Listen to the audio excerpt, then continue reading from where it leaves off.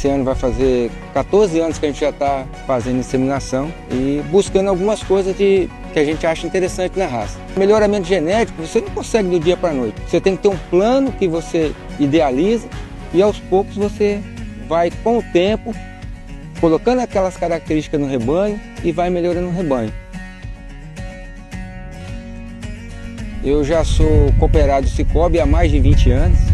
A vantagem da cooperativa é essa, né? Você está perto, as pessoas te entendem e você consegue às vezes chegar, poxa, eu estou precisando de um recurso mais rápido, então desenvolve mais rápido, você consegue isso sem tanta burocracia, né? Eu acho que o futuro é esse, né? A gente tem que começar a formar os sucessores, porque nós não somos eternos, né? Com o Cicobi, a tradição do campo prospera.